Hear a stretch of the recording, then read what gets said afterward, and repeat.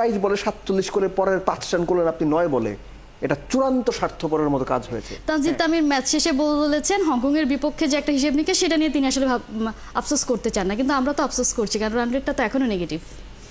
Good morning কনা। প্রথম কথা হচ্ছে আপনি মিচ মার্শের উদাহরণটা দিচ্ছিলেন যে কেমন বাংলাদেশ, আপনার কথা শুনে আমার মনে হচ্ছে এখানে আমার শ্রীলঙ্কার জার্সি পরে বসা উচিত ছিল। সো রাজনীতিতে যেমন স্থায়ী বন্ধু বা শত্রু কিছু নাই, ক্রিকেটের মাঠেও তাই। এখন ব্যাপারটা হচ্ছে যে রান রেটের হিসাবটা আপনারা করেননি, এই কথাটাই আনপ্রফেশনাল কথা। এই কথাটাই চূড়ান্ত আনপ্রফেশনাল কথা, চূড়ান্ত স্বার্থপরের মতো কথা। ঠিক যেভাবে স্বার্থপর ব্যাটিংটা তামিম করেছেন, দর্শকরা বা সাধারণ মানুষ হয় কি নাম্বার দেখে অনেক সময় অনেক অংশ ভুলে যায়। আমি এমনও দেখেছি তামিমের এই ব্যাটিং নিয়ে বাংলাদেশ ক্রিকেট বোর্ডের সাবেক এক কোচ বিরাট এক স্ট্যাটাস পয়দা করেছেন। তামিমকে তিনি ধরেন যে সাইদ আনোয়ার বানিয়ে দিয়েছেন। ওনাকে যদি জিজ্ঞেস করি তামিম প্রথম 30 রান কত বলে করছেন বলতে পারবে না। তামিম প্রথম 12 বলে 32 রান করছে। তো আইডিয়ালি তামিম পরের 20 রান করছে 19 বলে, তাও বাদ দেন আপনি 22 বলে 47, still it's a very good run. আমরা বাংলাদেশ ক্রিকেটে এই চিত্র দেখে দেখে অভ্যস্ত।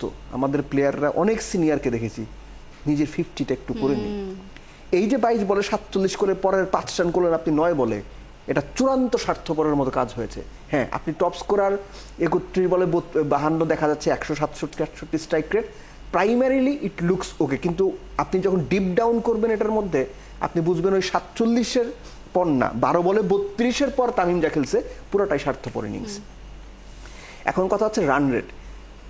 আপনি হংকংয়ের মতো দলের সঙ্গে 12 ওভারে 100 করার পরে আমি পার্সোনালি এক্সপেক্ট করেছিলাম যে বাংলাদেশ অ্যাটলিস্ট 16 ওভার না হলেও 17 ওভারের মধ্যে খেলাটা শেষ করবে।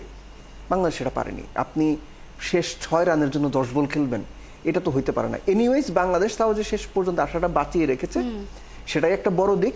বাট দেন এগেইন আফগানিস্তান ম্যাচের প্রেক্ষাপটে যদি আপনি বলেন, আমি পার্সোনালি ফিল করি বাংলাদেশ জিতেছে, এটাই সবচেয়ে বড় পজিটিভ।